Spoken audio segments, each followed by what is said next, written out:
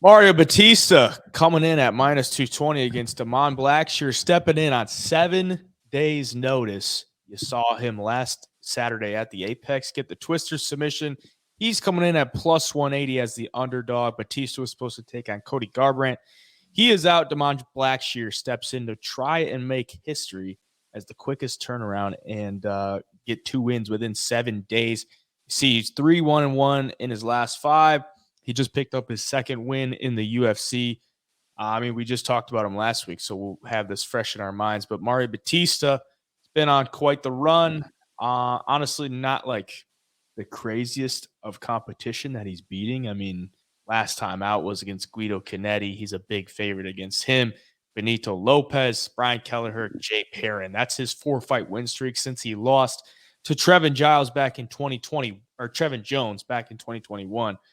So, I mean, he's putting these dudes away pretty fast. 3 straight first-round finishes, but it's not the greatest competition. This was going to be a big test for Mario Bautista, and he was a pretty sizable favorite against Cody Garbrandt, and he's a favorite in this one against Damon Blackshear. Do you think Blackshear can pull off the record and get 2 wins in 7 days? Man, I sure hope so. I'm a Blackshear fan. Just the way he fights, the Twister submission was amazing, and you can tell. I mean, taking a fight on 7 days' notice after you just fought is pretty incredible. And most guys wouldn't dare do it because they don't, they're kind of scared to take that loss. But man, Mario Batista is a tough dude to go in there on short notice without game planning for and beat, because even though he hasn't fought the highest level competition, like you listed off the guys, Canetti, Brian Kelleher, Jay Perrin, you can just see in his game how well-rounded he is on the feet. He's a savage. He throws hard. He's accurate on the ground. Obviously, I mean, he's got his last 3 wins all come by submission in the first round. So the ground game is there. And, volume-wise, he throws 5.33 significant strikes per minute, which is pretty high. And he doesn't get hit with that many and has a decent striking defense. So all the way around, he's just going to be solid. And for Damon Blackshear, he's getting better on the feet. He's good on the feet, but he shines on the ground. And I don't know if he'll have as much success against a guy like Bautista when the fight gets there as he does against, his last opponent, Jose Johnson. That's what I worry about here for Blackshear. I hope he does it, because that'd be the most amazing, feat, especially for him and for his career. I mean, he kind of gets catapulted at that point. Dana loves these guys that step up on short notice, guys that take risk and fight anybody. And that's the definition of Damon Blackshear.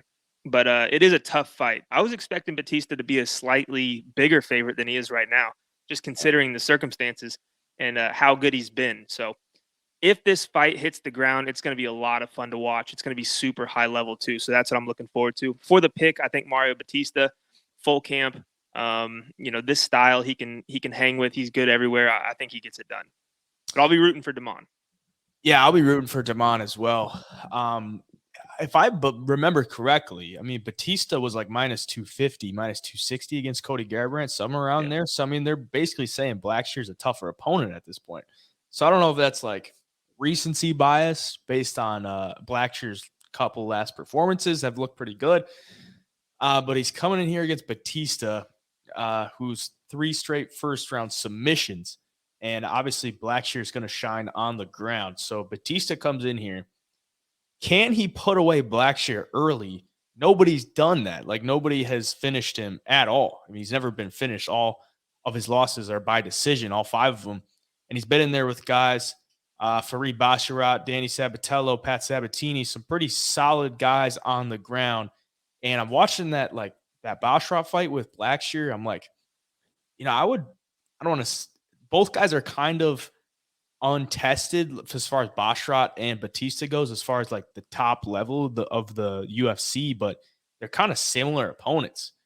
And coming into this one, like Blackshear could definitely have his moments. I would probably favor him the longer the fight goes, because Bautista has looked so good in that first round or 2.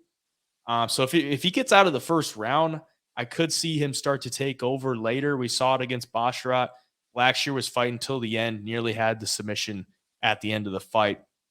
It's a lot to overcome for Blackshear, I would think, just because he's going to have to cut weight twice in 7 days. It's going to be at 135, just what he weighed in at last Friday. So, yeah, it's a lot to get behind if you want to take Blackshear, but he is the dog. So I mean, it's not like you're laying chalk on him here, because if you look at Godinez, she's the only other person or only other fighter to go and try to fight twice in 7 days. She came in the second time against Luana Carolina as like a minus 200, minus 250, and she lost because she was probably a little underprepared and just kind of took it to take it. Blackshear getting the bonus doesn't really tell me it's like, all right, I'm just going to get this quick paycheck real quick because he needs some money. So it tells me that he sees something in Bautista where he's like, yeah, I could probably beat this guy. So I don't hate the dog shot on Blackshear. For the sake of the show, I'm going to go with Bautista. I don't know if that I would take the money line on Bautista, though, because Blackshear has looked so good. You could probably handle him on the ground. And the longer the fight goes, I don't like it for Bautista. So for the sake of the show, I'll take him. But at the money line price, Blackshear just scares me too much.